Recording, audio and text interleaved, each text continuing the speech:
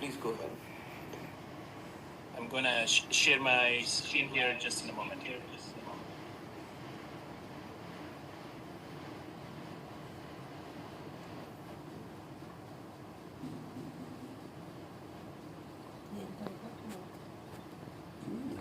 Could I be given the share rights here?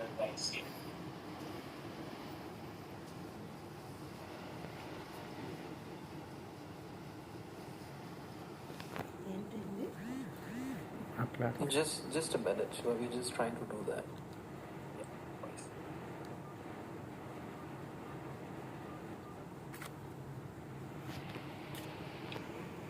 And do a stepping away of time.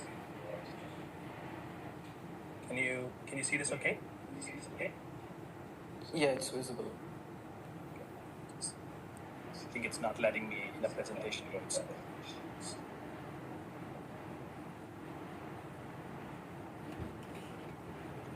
Okay, thank you. So I'm going to just get kicking here.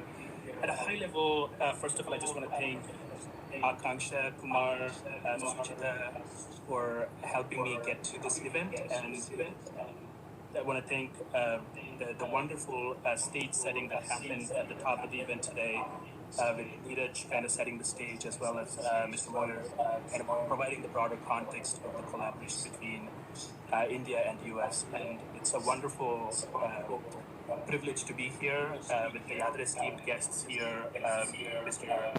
C. Vijayanand, Ram Krishna, as well as Mr. Siva. Thank you so much for having us here.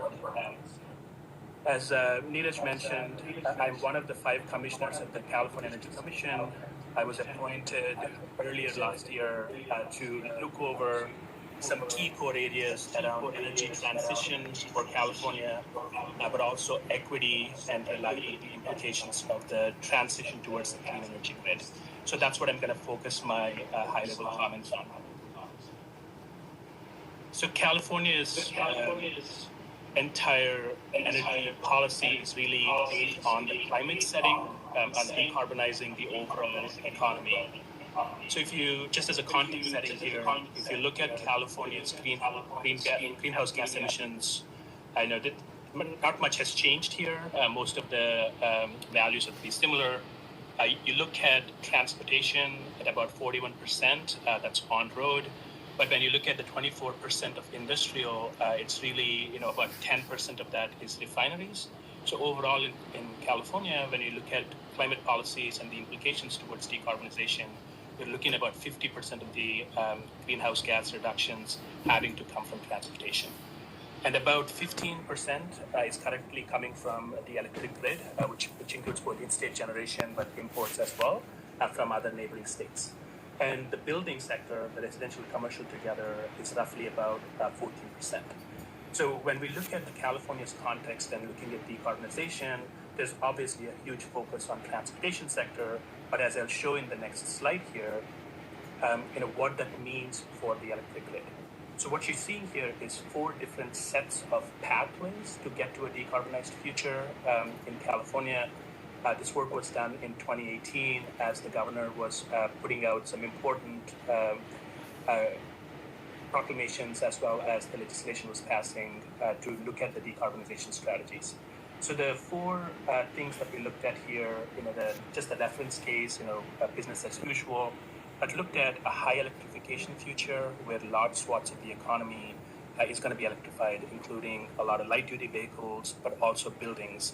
And the clean fuels or clean molecules are for those industries that are hard to electrify. And then we also looked at high biofuels future and a high hydrogen future. And the high hydrogen future, the hydrogen will come primarily from electrolysis. So that's an impact on the electric grid. So as you see here, no matter which pathway California takes forward, electrification plays a huge role, and there is a very high increased demand on the electric grid. So then that kind of goes into the need for decarbonizing the electric grid itself while you're decarbonizing the rest of the economy. So just kind of setting then the California's climate actions, we have 100% carbon-free electricity by 2045. That's a state goal, along with carbon neutrality by 2045 as an economy, and that's where you have a high growth of electric loads coming from. because transportation is an important element of that. 100% ZEVs by 2035, like anything sold in California in 2035 and after has to be 100% clean energy vehicles, but also doing it in a way that we protect our lands. So there's about a 30% of land, making sure the land is protected by 2030. And finally, one of the key emerging pieces is thinking through what an offshore wind planning goal for California could look like, because that's a big opportunity for California. Obviously, California is not doing this alone. As Clara's here from Oregon, her neighboring state. So, a number of states in California have independent goals on the pathway to clean energy. So collectively today, 51% of all the population in the United States has some sort of a clean energy mandate. So when we come down to California, then we have there's a distinction between renewables and zero carbon. The way we think about it, the renewables, which broadly fall under our renewable portfolio standard, are primarily a mix of solar, wind, biomass, small hydro, as well as geothermal. Those are what we call the renewable resources under the RPS mandate, which is the renewable portfolio statute that the state has put forward. But as you move towards a clean energy goal, a zero carbon goal, we also include existing nuclear as well as large hydro. So just kind of giving you a progression over the last decade or so in California. In 2013, we were looking at about 22% renewables penetration from on an energy basis. In 2020, we have reached 34%, and then we have a goal to get to 60% by 2030 on the way to our 2045 zero carbon goals. The overall percent of zero carbon in California oscillates a bit depending on how much hydro we get, depending on the rainfall we get in any given year. And then kind of going into now the policy that enables fundamentally the clean transition of electricity in California. We have this landmark legislation called the SB 100 or the Senate Bill 100, which became a law in 2018. It sets the following goals, which are extremely important to some of the points that Neeraj made. It basically sets a goal for 2045 that all retail electricity sold in California has to come from zero carbon resources, 100%. And it also advances the RPS goal, or the Renewable Portfolio Standard goal. Previously, it was 50% by 2030. Now the law says it's 60% by 2030. It also requires the key agencies, so the CEC, which is the California Energy Commission, CPUC, which is the California Public Utilities Commission, as well as the California Air Resources Board, which looks over the air quality impacts of California, to use every lever we have, every existing regulation and policy lever we have to really advance this goal as quickly as we can, and reporting every 4 years on the progress and where we are, where the opportunities are. So just going to give a snapshot, given that we have a lot of industry colleagues here today. The main technologies that we are looking at that are well in our kind of viewpoint are obviously a continued growth of solar, but also looking at offshore wind, along with wind onshore and some of the out-of-state collaboration in California regionally. We're looking at geothermal, expansion of geothermal. Bioenergy is a huge opportunity given the bio-waste and the overall opportunity to reduce the emissions from the methane emissions of like, for example, waste management and such. Huge opportunity for fuel cells. In terms of hydroelectricity, we don't think of increasing the amount of generation on the grid in terms of hydroelectricity, but really looking at how best to use it. Same with nuclear. We don't look at new nuclear in California, but if there were to be nuclear development, let's say in Utah, that's looking at small modular nuclear, that would be an import opportunity for California. This is an opportunity just to think about the scale of the development. Today in California, we have about 10 gigs of solar in state California, that is utility scale, and another 10 gigs rooftop. We expect the solar resources to grow up to 70 gigawatts by 2045 in California. Overall, storage is going to be a huge opportunity. That's another 50 gigawatts. When we look at storage, we're thinking about four-hour storage. And then long-duration storage we would lead a lot too. And on the top of that, another big opportunity for us would be wind, especially offshore wind. We currently think anywhere from 10 to 15 gigs of offshore wind would be required by 2045. We're thinking through the analysis right now, and the Energy Commission is going to come up with analysis pretty quickly here. Finally, just to kind of level set again, we have 80 gigs of peak load in California as a whole. And we look at the 2045 goals, we are looking at potentially quadrupling the grid size to 360 gigawatts, and all of that being zero carbon. What that means is a very sustained rate of growing the existing renewables. So currently we have about a gigawatt of solar as the highest level of solar that we've built in a given year. That has to triple and a sustained growth. On the storage side, we had about 200 megawatts as our peak storage build rate. Now we need to build it about 2 gigawatts every year.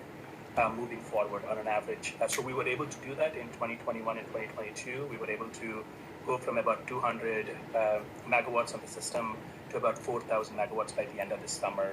But that has to be sustained. And we see that as a critical element of achieving the goals, but also one of the reliability risks that we see moving forward. So again, the benefits are not only decarbonizing the system, but also improving the public health, especially on the particulate emissions. It's an important element for us, along with advancing energy equity. Most of the existing thermal fleet that is polluting is in areas that have low economic opportunity, which we call disadvantaged communities, and that's a huge opportunity to retire those assets as quickly as possible. And finally, looking at how do you transition existing jobs that are in the fossil industry, but also creating new jobs that allows for a continued economic growth. Some key takeaways, I'm going to skip this real quick here, but the fundamental point is this is achievable. From a California standpoint, this is definitely achievable, but it requires a diversity of resources, like Neeraj mentioned at the top. It's really looking at a variety of resources that can all work together really well to make sure we can balance the grid. And then kind of just, I wanted to end with a couple of themes here. So when we talk about clean energy transition, the governor often speaks about it in 4 terms. He talks about clean, reliable, affordable, and equitable grid for all Californians. And that's an important element. So as we move forward, if we have reliability risks along the way, it really sends a bad signal on both the economic side, the impact of that economically, politically, but also sends a signal that this is not possible. And with California, as we try to take charge on advancing this, we really want to do it as reliably as possible. And one of the core issues there is really the demand volatility that we begin to see because of climate change. Recently in 2020, we had our first blackouts, our load shed events in 20 years. And most of the load shed events really came from an extreme heat event that happened along the West Coast. And that heat event was a 1 in 30 year event or a 1 in 70 year event, and it was a regional heat. And because California relies on imports from other states, basically the entire West was struggling for resources, and we had to cut load in California. So it's an important element on how we plan for climate change moving forward. But also looking at existing supply, some of the core issues are the mix of resources. So I would like to direct your attention to the chart on the side here, which basically shows the load, the demand on the grid minus the solar and wind. That's what we call the net load on the system. So when you take out the renewable portion of the load, because we have more and more and more solar in the middle of the day, you begin to see this huge dip in the middle of the day where you have excess solar generation, one leading to curtailment, but also towards the end of the evening, because you have so much solar and it's rapidly dropping off, you have this humongous need for an increased ramping of resources. And those resources have to be dispatchable. And right now, the thermal fleet, the existing natural gas power plants, is what helps with that ramping. But as we move forward, that ramping has to come from clean energy resources like storage or other dispatchable resources. And that has been a problem for California because we haven't had enough storage on the system to really meet the moment. And that's a big issue. And another one is to make sure that we do not ill-time retirements. as you have more and more on the clean energy system, some of the gas fleet becomes uneconomical to continue to be in the market. So if some of those retirements were to occur, during times that you need them, that's a huge issue, and we're beginning to see it. And how do you retain that capacity during this transition? And finally, we have hydro situation that's highly uncertain, and thinking about those variable resources, how they perform under different climate conditions. And finally, the third part of it is about climate, about adding clean supply. Given the extraordinary levels of build rates that we have to maintain, just the sheer amount of employment that is needed to make those resources interconnected to the grid is not an easy task. And we are beginning to see the issues around permitting, just getting the land, acquired, the siting of these power plants. So it's been very difficult to maintain the build rates. And finally, the global dynamics around the supply chain. We rely on a lot of the supply chain globally, and being able to build requires an uninterrupted global supply chain, and we've had trouble meeting our goals this last year because of that. And finally, I want to close with equity. As I mentioned earlier, majority of the power plants, thermal power plants in California, are in regions with what we call disadvantaged communities, which already have very high levels of air quality implications. So how do you make sure when you're transitioning, you're not leaving the gas plants in those areas and not letting the clean energy access equally for all Californians? That's an important issue for us, but also as you transition, how do you keep the rates low, given that some of these technologies might not be cost effective, we're at the front end, and the scale has not been achieved. So how do you make sure that happens? And finally, as we depend on electrification of buildings, can the low-income housing, afford the electrification that's needed to clean their homes? So that's an important element. And finally, the job creation issue. So I want to leave with the takeaways. In summary, diversity of resources is extremely beneficial, especially at this time when we're figuring out how the technologies are going to perform. Ambitious goals, especially when you put it in statute, really results in innovation and gives market certainty. So market can really put the investment dollars necessary for that. Transition planning and risk mitigation is essential. So making sure the resources are not retired before we have a comprehensive plan. And how do you account for the climate change impacts, both on the demand and the supply side? Also looking through the bulk grid planning and also the distribution planning. Are there opportunities of areas where you can do microgrids and other local planning that can reduce the need for high transmission buildouts or high buildouts of large bulk scale assets? Energy efficiency, demand response, and demand flexibility are crucial, given that the demand could be volatile under extreme temperatures. If we have an ability to drop load through efficiency, through demand response, and through demand flexibility for a few hours a year, we might not need to build as much. And finally, achieving equity has to be centered from the beginning. If we think of equity planning at the end, we will not achieve it. So making sure we really plan through that. So with that, thank you so much again for the opportunity. It's an absolute privilege to be here. Growing up in Vishakhapatnam and Andhra and Srikakulam, it's just an incredible homecoming. So thank you for this opportunity to be here.